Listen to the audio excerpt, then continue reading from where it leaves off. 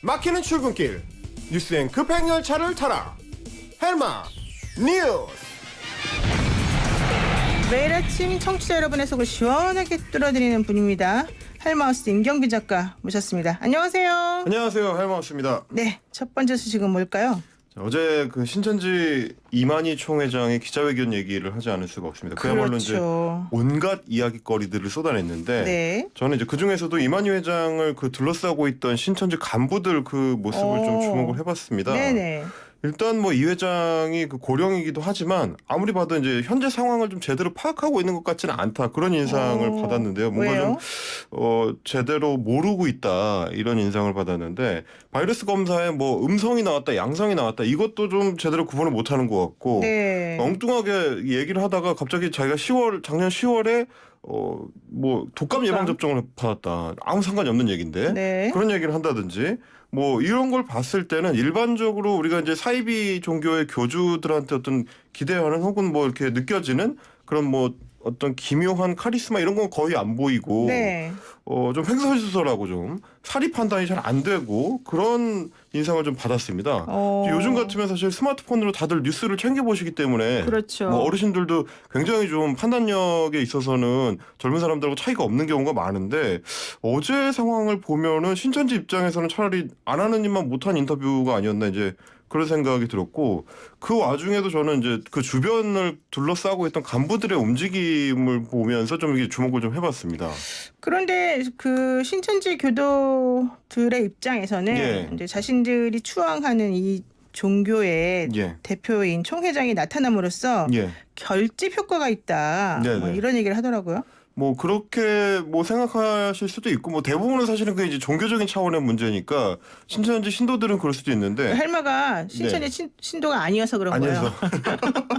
그럴 수는 있겠으니까. 네. 물론 아마 이제 그 신천지 딴에는 이번에 어떤 일종의 여론전을 해보려고 했던 것 같은데, 그게 어떤 효과가 있었는지는 잘 모르겠어요. 일단은 뭐 이제 절을 2번 해가지고 크게 사과를 하고 뭔가 좀 이 난관을 돌파해보자라고 생각을 했던 것 같은데, 오히려 좀 안팎으로 좀 시끄러워지기만 한 것 같고. 네, 하여간에 좀 특이한 거는 그 옆에 계시던 여자분 네. 계속해서 모든 것을 다 알려주시던 그분이 그러니까요. 도대체 누구냐. 그래서 이렇게 귓속말을 하는데 사실 마이크가 옆에 있어서 다 들리는데. 네, 마이크로 다 알려주더라고요. 우리한테. 그러니까요. 네. 그래서 이제 좀 어이없다, 이제 이런 그 반응들이 많았고, 옆에서 봤을 때는 뭐 중간중간에 이제 사회자가 자꾸 끼어든다든지 이런 걸 봤을 때, 아니 이게 무슨 재림예술하면서 재림예술? 뭐, 네. 이렇게 떠받들어 준다든지 무슨 이제 교주처럼 모신다든지 이런 인상을 받는 게 아니고, 약간 좀 사립 판별이 정확하지 않은 노인을 이제 인터뷰에 내보내놓고 노심초사하는 것 같은 그런 모습, 어떻게 좀 옆에 앉아 있었던 사람들이 계속 이렇게 챙기려고 하는 것 같은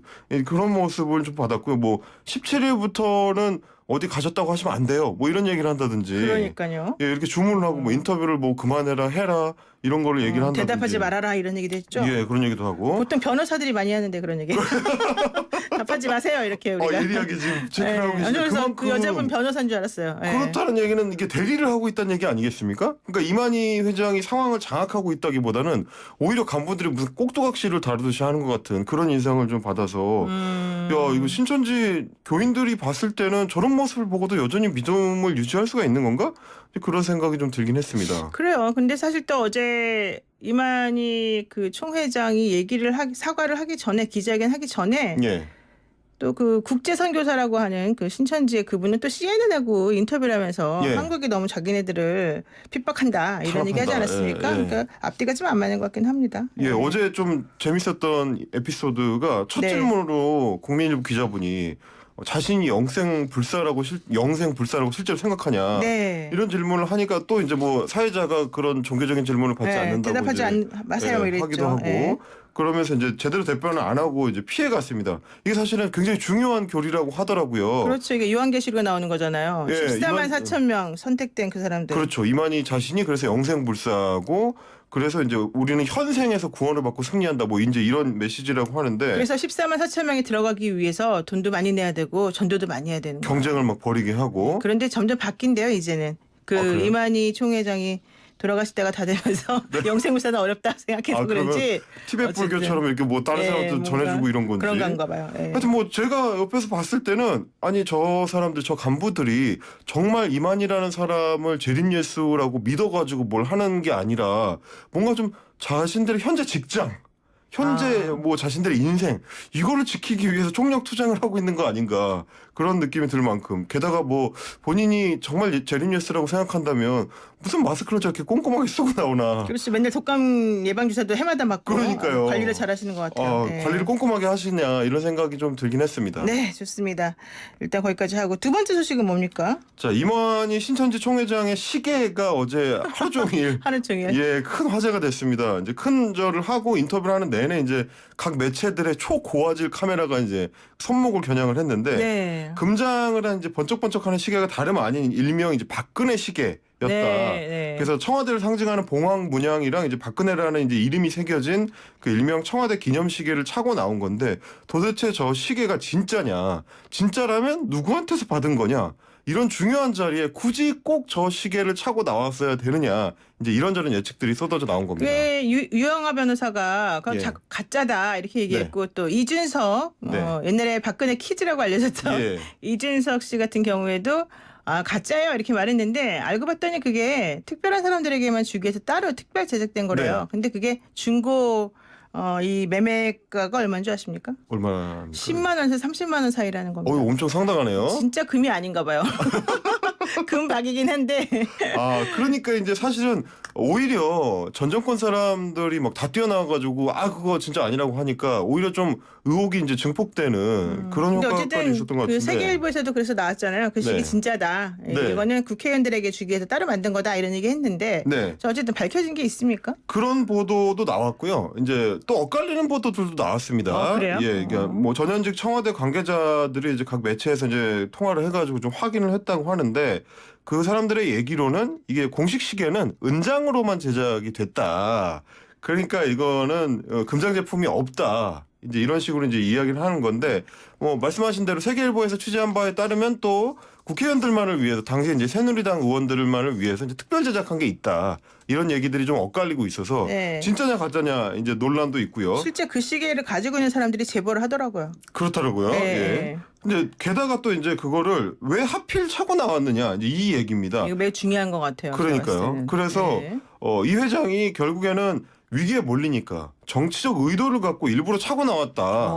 그래서 지난 정권과의 이제 인연을 강조해서 나 혼자 죽지 않는다. 네. 잘해라. 이런 메시지를 던진 거 아니냐. 어. 이제 이런 얘기도 있는데 뭐 그동안에는 이제 지자체에서 발급한 어떤 표창장이라든지 그렇죠. 뭐 표창장. 감사 편지라든지 신천지에 네. 보낸 감사 편지라든지 이런저런 증거들이 나오면서 새누리당하고 이제 관련이 굉장히 깊었던 거 아니냐 이런 추측들이 난무하긴 했는데 또 한편에서는 사실 원래 이제 지역 정치에서는 원래 그렇게 좀 교세가 큰 데에다가 이것 좀 그럼요. 많이 해준다. 네. 뭐 이런 또 얘기들이 나오고 해서 약간 애매한 상황이긴 합니다. 근데 뭐 이 회장이 어저께 하는 걸 보면 저 개인적으로는 뭐 깊은 생각 안 했을 수도 있겠다. 뭐 이런 생각. 평소에 즐겨 차던 시계를 그냥 차고 나온 거 아니냐? 뭐 별 생각 없는 거 아니냐? 이제 이런 또 생각이 들기도 하고 뭐 여러 가지가 좀 한 장의 사진에 드러났던 그런 사건이었던 것 같습니다. 어제 이만희 기자회견 보고 사람들이 또 궁금했던 것 중에 하나가 뭔지 아십니까? 노랑 넥타이. 노란 넥타이. 네, 그 노랑 넥타이가 에르 뭐뭐 명품이래요. 20만 원짜리. 명품 넥타이는 차고 짝퉁 시계거나 혹은 중고 시계거나 이런 거를 차고 나왔을 그 수도 시계를 있다. 어쨌든 그 네. 대통령한테 받았다면 진짜 네. 그러니까 중요한 거고요. 그다음에 그 양복이 얼마짜리냐 이런 거 갖고 또 얘기를 많이 하더라고요. 예, 그리고 뭐 제가 또 이제 주목했던 거는 과거 사진 한 장인데 네. 이 회장이 예전 사무실에서 찍힌 사진에 보니까 이제 책상 뒤쪽에 항아리가 하나 보이는데 항아리요? 거기에 이제 내일생 조국과 민족을 위해 라는 그 문구가 보입니다. 그 한자로 써 있는 그 문구인데 이게 이제 박정희 전 대통령이 즐겨서 서해로 이제 썼던 유명한 문구거든요. 네. 물론 이제 그만큼 전 정권하고 어떤 특별한 인연이 있는 거 아니냐라고 생각할 수도 있고 이만희 회장 개인이 그냥 박정희 전 대통령을 좋아하고 뭐 존경하고 그래서 뭐 박근혜 전 대통령도 좋아하고 이런 평범한 보수 노인네 아니냐 이런 얘기도 나오고 이제 계속 이런저런 얘기들이 엇갈리고 있습니다. 실제로 네. 이제 제가 좀 찾아보니까 2015년, 2014년 이럴 때 이제 찍혔던 그 집회 사진에서도 손목에 그 시계를 그대로 차고 있더라고요. 그러니까 굉장히 즐겨 차는 시계였던 건 확실한 것 같아요. 신짓단지 모시는 것처럼 되게 그 귀하게 여기나 봐요. 네. 그리고 어제 또 궁금했던 게 바로 이제 이만희 회장 그동안 모습 안 보인 게 이 코로나19 걸렸기 때문이다 이런 얘기 있었는데 아니라고 검사 결과를 공개했죠. 예, 신천지 쪽에서 이제 음성 판정 받았다 이렇게 공개를 했는데 이게 또 문제가 네. 그 자기들이 안에 이제 병원에 가서 따로 진단을 받았다는 거예요. 근데 그 HJ 매그놀리아라는 병원이 이 병원이 또 다른 재림 예수를 주장했던 통일교 쪽이죠. 예, 그랬었던 통일교 재단이랑 또 연결이 돼 있다고 합니다.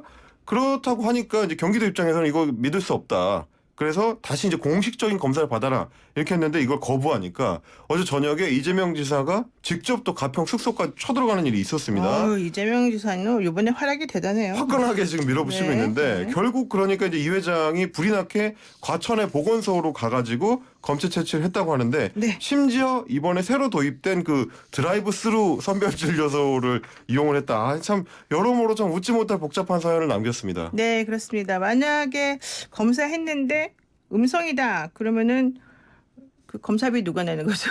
본인이 또 부담을 하셔야 본인이 내는 됩니다. 거죠? 네, 알겠습니다. 자, 네 번째 소식은 뭡니까? 자, 미래통합당의 이제 공천 작업에서 최대의 변수 중에 하나가 이제 홍준표 전 대표에 대한 건데요. 네. 어제 이제 미래통합당 공관위가 지역구 후보의 추가 공모 공고를 냈는데 딱 한 그러니까요. 곳 네. 거기만 냈습니다. 양산 원포인트 양산 추가 공모. 예, 거기만 냈고 심지어는 이제 오전 10시부터 오후 5시까지 딱 7시간 동안만 받는다. 이래 버리니까 이거 도대체 누구 보고 하라는 거냐 이랬는데 그 시간 동안에 서류를 바로 준비해 가지고 제출을 하고 심지어 공관위의 면접까지 마친 후보가 나왔습니다. 누굽니까 그 사람? 나동현 전 양산시장이 이제 원스톱으로 네. 다 해버린 건데 네. 이런 식이다 보니까 이거 공관이랑 이미 짜고 들어간 거 아니냐, 다 얘기된 거 아니냐 네. 이런 얘기가 나왔고 나 전 시장도 실제로 공관이한테서 계속 출마 요청을 받아서 준비를 미리 해왔다 이런 얘기를 했습니다. 그러다 네. 보니까 공관위에서 홍 전 대표를 이제 이미 제끼려고 말하자면 이제 그렇게 해서 이제 논외로 쳐버리려고 컷오프 시키려고 한 거 아니냐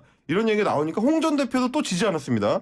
곧바로 그 추가 공모에 자기도 이제 신청을 해서 절차를 밟은 거죠. 그렇군요. 근데 왜 그랬을까요, 이게? 이제 이렇게 되면은 결국엔 홍 전 대표 입장에서는 1대1로 이제 경선을 해보자. 이런 얘기가 되는 건데 자기는 전국적인 인지도도 있고 대표 지냈던 사람이고 하니까 붙어볼만 하다고 생각하는 것 같은데 공관위가 이렇게까지 밀어주는 나 전 시장을 상대로 과연 어떤 결과가 나올지 앞으로 좀 지켜봐야 될 것 같습니다. 그런데 사실은 이제 홍준표 그 전 대표 같은 경우에는 본인이 그 고향에서 나가고 싶어 했잖아요. 그렇죠. 그랬는데 안 된다고 하도 그러니까 내가 한 번 양보하면 그러면서 양산을 얘기했던 건데 예. 또 김영호 공관위원장이 양산에 단수 공천 주는 게 아니라 추가 공모를 또 막 요구를 하면서 노골적으로 예. 그러면서 홍준표 전 대표 모양을 조금 이상하게 만들었어요. 그러니까 이거 왜 그러는 사실상은 거예요? 좀 물러나고 뭐 우리 네. 말대로 해라 이런 쪽의 그 통보에 가까운데 어쨌든 홍 전 대표는 승부를 걸어보기로 한 거니까 네. 이 결과가 어떻게 될지 아주 궁금한 근데 대목입니다. 지금 거기 민주당에서 지금 자리 잡고 있는 김두관 전 지사 같은 경우에는 김두관 의원 같은 경우는 홍준표 전 대표보다는 나 고 전 시장이 좀 더 편하지 않을까요? 일단 여기까지 하겠습니다. 고맙습니다. 감사합니다. 네, 헬마우스 임경빈 작가였습니다.